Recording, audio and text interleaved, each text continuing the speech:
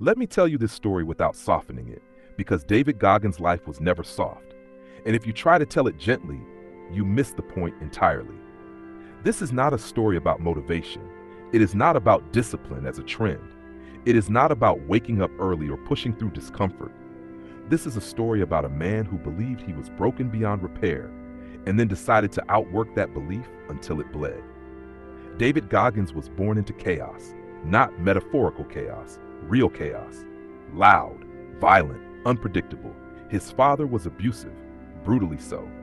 The kind of abuse that teaches a child very early that the world is not safe and that silence is survival. Beatings were routine, fear was constant. Home was not a place of rest, it was a place of vigilance. David learned how to listen for footsteps, how to read moods instantly, how to disappear emotionally while standing in the same room. That kind of childhood does not build confidence, it builds armor. Heavy, suffocating armor that stays on long after the danger is gone. School was not an escape, it was another battlefield. David struggled academically. He had a learning disability that made reading painful and humiliating. He felt slow, behind, inferior. Teachers didn't see potential, they saw a problem. So David absorbed a story about himself early. I am dumb, I am weak, I am not meant to win. When his family finally escaped his father, David did not feel relief. He felt empty. Violence had shaped him so completely that peace felt foreign. Without chaos, he didn't know who he was. As a teenager and young adult, that confusion turned inward. He became overweight, severely overweight. He numbed himself with food. He avoided mirrors. He avoided responsibility. Depression settled in quietly and then refused to leave. At over 300 pounds, David worked dead-end jobs. He sprayed for cockroaches. He lived without direction.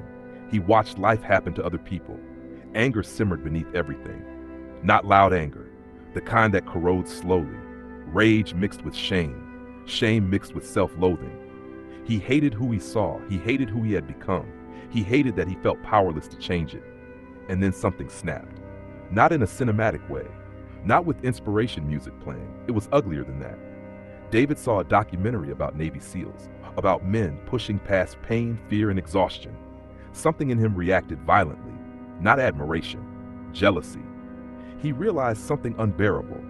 Other men were choosing suffering on purpose, while he was drowning in suffering he never chose. That realization did not motivate him. It humiliated him. He decided in a moment of pure desperation that he would become a Navy SEAL. Not because it made sense, not because he was qualified, but because it represented everything he believed he was not: strong, disciplined, unbreakable. The problem was reality. He was obese. He could barely run. He could not swim. He lacked education. He lacked confidence. By any rational measure, the idea was absurd. But David Goggins was no longer operating on reason. He was operating on defiance. He began running, not gracefully, not efficiently, painfully, awkwardly. He ran until his shins screamed, until his lungs burned, until his mind begged him to stop. Then he kept going. He dieted aggressively. He cut weight brutally. In a matter of months, he lost over 100 pounds, not through balance or moderation, but through obsession. Pain became familiar again, and familiar pain felt safer than quiet despair. He studied relentlessly to pass the entrance exams. He battled his learning disability word by word, line by line. Nothing came easily. Everything required force. David entered Navy SEAL training unprepared in ways that mattered, and prepared in one way that would change everything. He had already lived in hell. But this was only the beginning. Because what people miss about David Goggins is this: his hardest battles did not happen during training. They happened inside his head when no one was watching. And the war with himself had not even reached its bloodiest phase yet. SEAL training did not break David Goggins. It exposed him. Most people arrive at Bud S believing pain is something to avoid. David arrived already fluent in pain. What shocked him was not the cold water, the screaming instructors, or the endless punishment. What shocked him was how quickly his mind tried to quit. Every time his body suffered, a voice surfaced. You don't belong here. You're pretending. You're still that scared, stupid kid. Hell Week came like a slow execution. No sleep, constant movement, cold that drilled into bone. Men quit in silence. Men quit loudly. Men quit who looked stronger than him. David's body failed early. Stress fractures, broken feet, infections. He was pulled from training again and again. Each time, it felt like proof that the voice was right. But something changed during those failures. He realized quitting was not the same as being stopped, so he came back, again and again. 3 times he attempted SEAL training. 3 times his body betrayed him, and yet something inside him hardened with every return. Most people fail once and call it fate. David failed repeatedly and called it training. When he finally earned his trident, it didn't feel like victory. It felt like confirmation. Not that he was special, but that suffering could be negotiated. That idea would later consume him. After the military, David did not soften. He escalated. He turned to endurance sports, not as hobbies but as battlegrounds. Ultra-marathons, Ironmans, events designed to destroy participants. He entered races without preparation, without knowledge, without permission, and he paid for it in blood. During one race, his kidneys shut down, his legs fractured under him. He hallucinated from exhaustion. Medical staff begged him to stop. David refused, not because he was brave, because stopping felt like dying. He began to understand something terrifying about himself. Pain did not scare him. Comfort did. Comfort reminded him of the man he used to be, the man who hid, the man who numbed himself, the man who waited for life to end quietly. So David built a philosophy forged in extremity. He called it callousing the mind. Just as hands hardened through friction, he believed the mind hardened through voluntary suffering. He believed that every time you quit early, you teach your mind that quitting is acceptable. Every time you push past the limit, you expand it. But here's the part people misunderstand. David Goggins was not chasing strength. He was running from weakness. And weakness to him was unforgivable. He created rules for himself that bordered on cruel. He tracked failures obsessively. He punished complacency. He lived in a constant state of self-surveillance. There were no rest days for the mind, no mercy, no excuses. This made him extraordinary, and it made him lonely. Friends struggled to relate. Relationships suffered. Joy was rare. Peace felt suspicious. Because when you build your identity on pain, relief feels like betrayal. David became a symbol, a global motivator, a voice shouting about discipline, accountability, and ownership. Millions listened, but beneath the message was a quieter truth. He was still fighting the same enemy, just with better weapons. The rage never fully left. The anger simply matured. It became focused, weaponized, directed inward and outward, and yet slowly something softened. Not his standards, his understanding. He began to speak not just about pushing harder, but about confronting the stories we inherit, about the lies we accept early and never question, that maybe the goal was not endless punishment, but mastery over choice. David Goggins did not win by becoming fearless. He won by refusing to let fear decide. And maybe that is the most honest lesson he leaves behind. Not that you must suffer endlessly, but that you must stop negotiating with the voice that wants you small.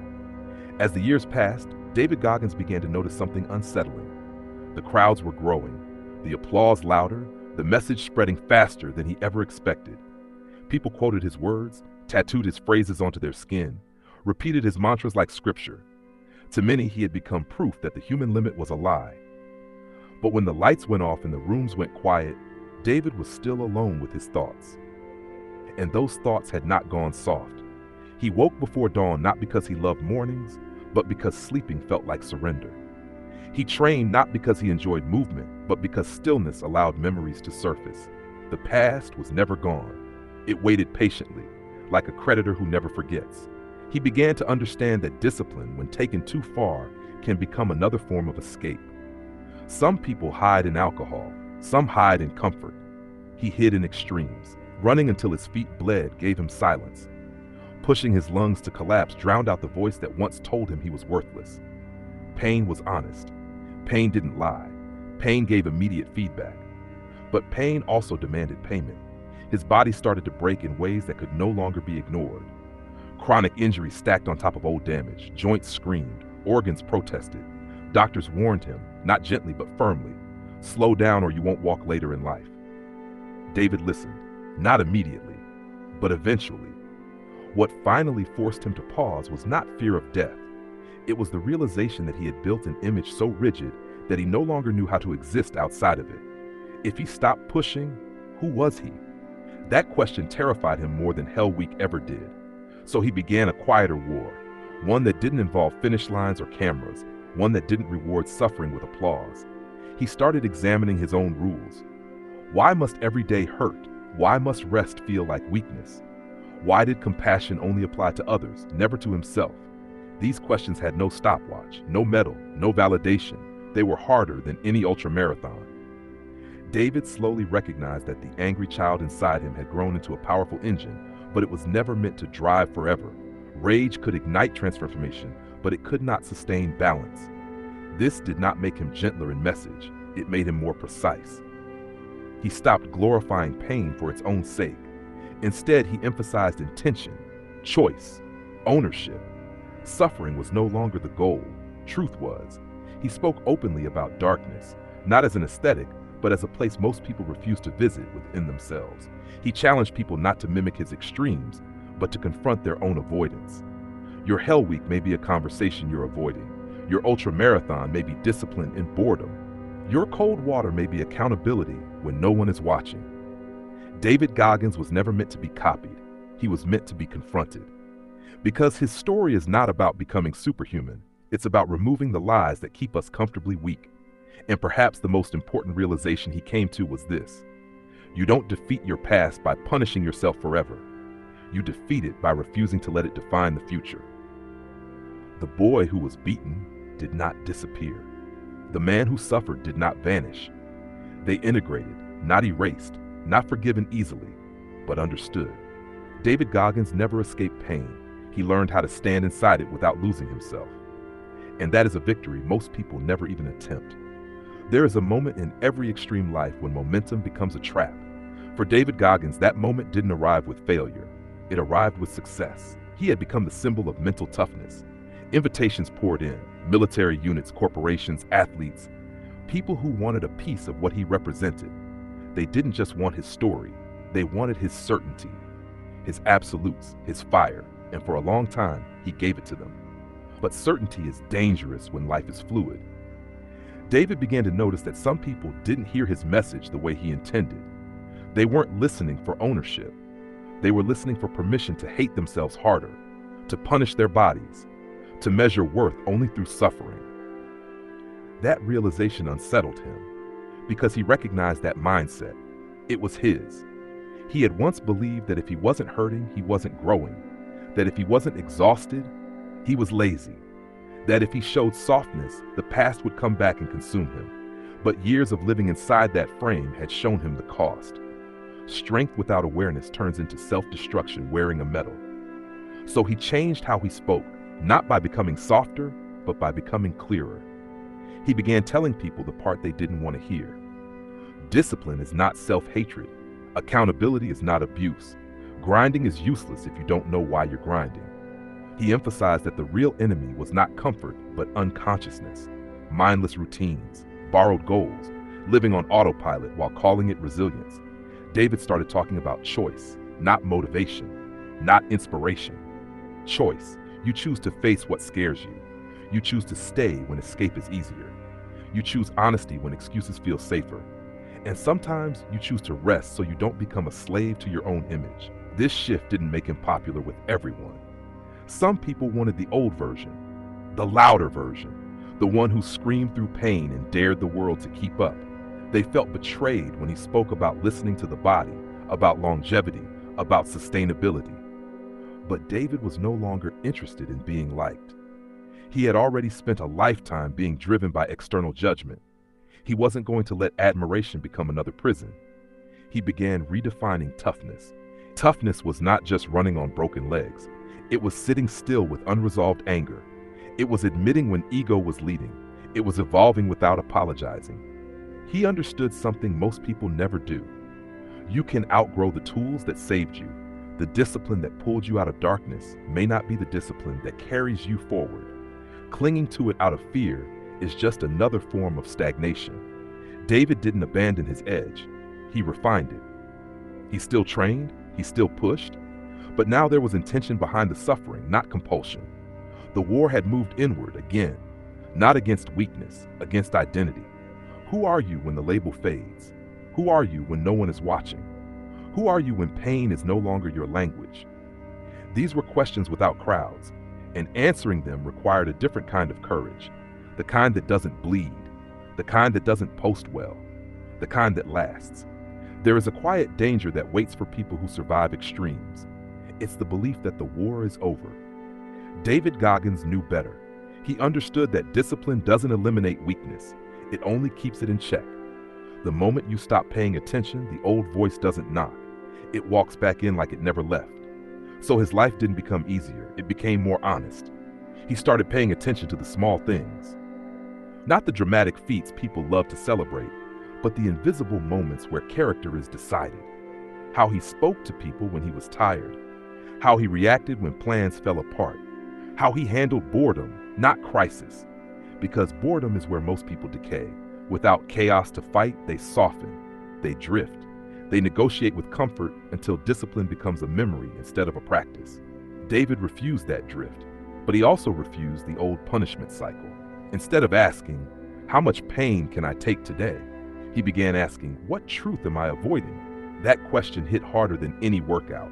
Truths about control, about anger that had nowhere to go, about the need to constantly prove something to ghosts that no longer existed. He realized that much of his rage had been fuel, but fuel burns out if you don't change engines.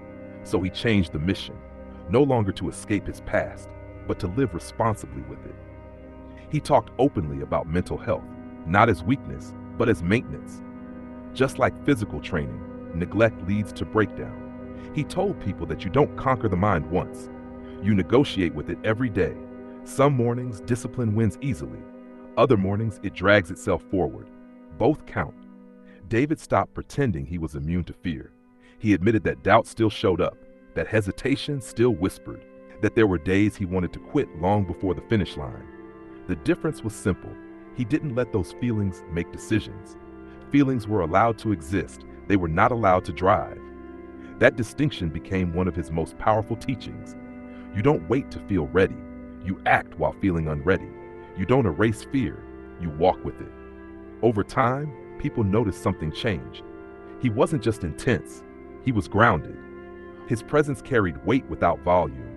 His words didn't need shouting. They landed because they were lived, not performed. David had become something rare. A man who survived violence without becoming it.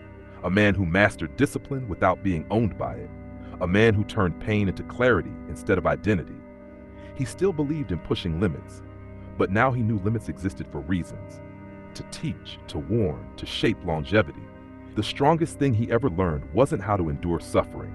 It was how to remain whole while facing it. And that lesson didn't come from Hell Week, prison stories, or brutal runs. It came from staying alive to himself after the applause faded. At some point, David understood something that most people never see, even after success. Intensity attracts attention. Consistency builds trust. When the crowds cheered, when clips went viral, when strangers quoted his words back to him, he felt something dangerous trying to grow again. Not pride exactly, something quieter. The temptation to become the image instead of the man. He had spent his whole life escaping labels. The abused kid, the angry man, the broken soldier. Now there was a new one forming. The toughest man alive. It sounded like respect, but it carried a trap. Because once people turn you into a symbol, they stop seeing your humanity. And if you start believing the symbol, you lose touch with your limits, your needs, your reality. David refused that trap. He stayed boring on purpose. Same routines, same early mornings, same uncomfortable conversations with himself. He didn't chase novelty, he chased alignment. When his body warned him, he listened instead of overriding it. When exhaustion appeared, he adjusted instead of glorifying damage. This wasn't softness, it was maturity. He learned that recklessness and courage look similar from the outside, but they feel very different on the inside. One is loud, the other is steady. David chose steady. He began talking more about recovery, sleep, nutrition, and mental maintenance. Not because they were exciting, but because they were honest. Because nobody stays strong by pretending they are unbreakable. People asked him how to become mentally tough. He told them something they didn't expect. Mental toughness isn't screaming at yourself in the mirror. It's keeping promises to yourself when nobody is watching. It's waking up on days when motivation is dead and still showing up. It's forgiving yourself quickly so you can return to discipline faster. He explained that most people don't fail because they're weak. They fail because they are inconsistent, They push too hard, burn out, then quit entirely, or they wait for confidence that never comes. David's life became an argument against extremes, not comfort, not obsession, commitment. He still trained hard, he still ran long, he still carried weight others avoided. But now every action had context. Purpose replaced punishment. The boy who once needed pain to feel alive now needed responsibility to feel grounded. That was growth. He also started speaking about the lie of transformation. People want the moment, the breakthrough, the dramatic before and after photo. David told them transformation doesn't happen in moments. It happens in boring repetitions stacked quietly over time. Nobody sees the thousands of ordinary decisions that shape extraordinary outcomes. And that's the point. If everyone could see the process, it wouldn't be rare. He reminded people that suffering alone doesn't make you strong. Reflection does. Without reflection, pain just repeats itself in different forms. David's past didn't disappear, it stopped controlling him. He wasn't healed in the fairy tale sense. He was integrated. The rage became drive, the fear became awareness, the discipline became freedom. And the most important thing he learned? You don't win against yourself once. You build a relationship with yourself that you refuse to abandon. That relationship requires honesty. It requires humility. It requires showing up even when the mirror is uncomfortable. That's what made David Goggins dangerous in the best way. Not because he could endure more pain than others, but because he could face himself without running. There is a moment that comes quietly, long after the chaos fades, long after the body stops screaming, long after the world decides who you are. It is the moment when you realize no one is coming to save you anymore. Not because they don't care, but because you no longer need saving. David reached that moment without ceremony. No medal, no headline, no dramatic finish line. Just a calm understanding that his life was now his responsibility in full.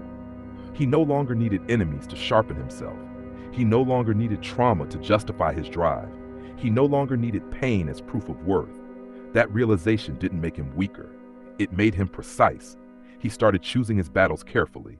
Not every challenge deserved his blood. Not every voice deserved his response. Not every day needed to be extreme to be meaningful. This was a different kind of strength. The strength to rest without guilt. The strength to say no without explanation.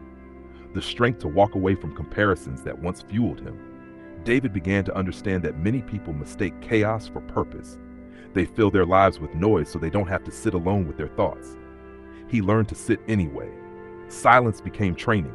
Stillness became discipline. In that quiet, he confronted the last illusion, that becoming strong would erase insecurity.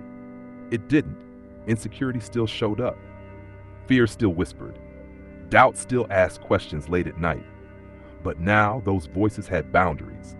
They could speak. They could not command. David stopped trying to dominate his mind. He learned to manage it. That shift changed everything. He told people that the goal is not to silence the inner critic, but to stop taking it personally. Thoughts are weather, not identity. Storms pass. You don't have to become them. He explained that suffering can build resilience, but only if you don't romanticize it. When pain becomes your personality, growth stops.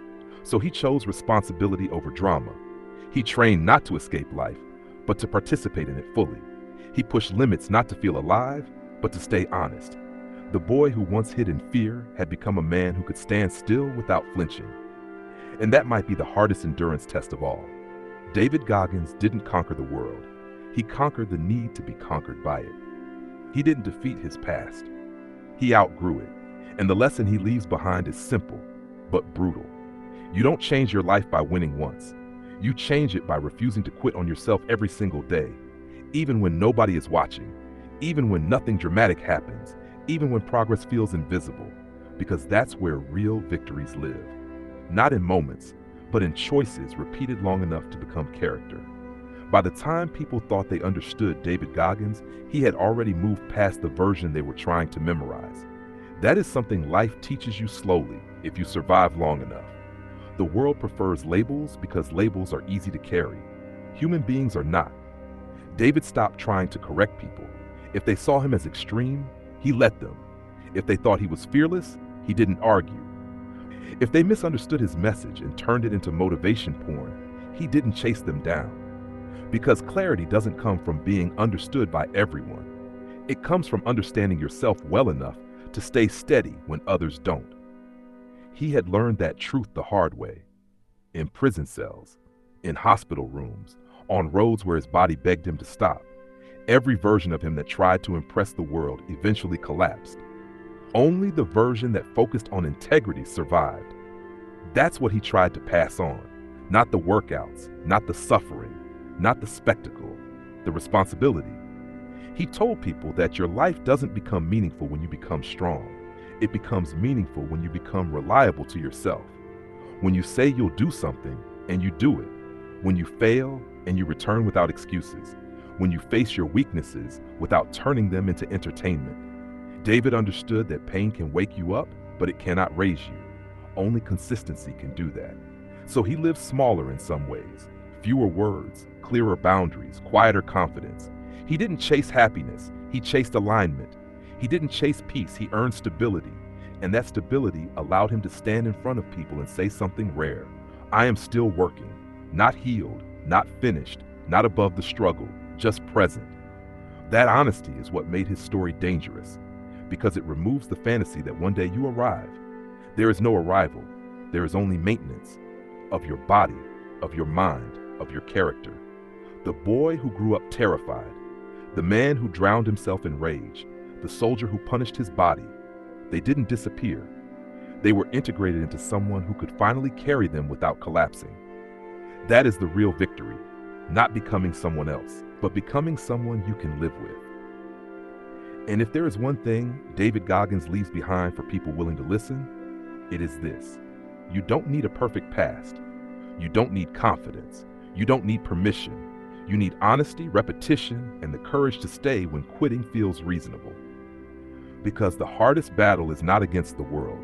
It's against the version of yourself that wants comfort more than truth. And that battle doesn't end. It becomes your life.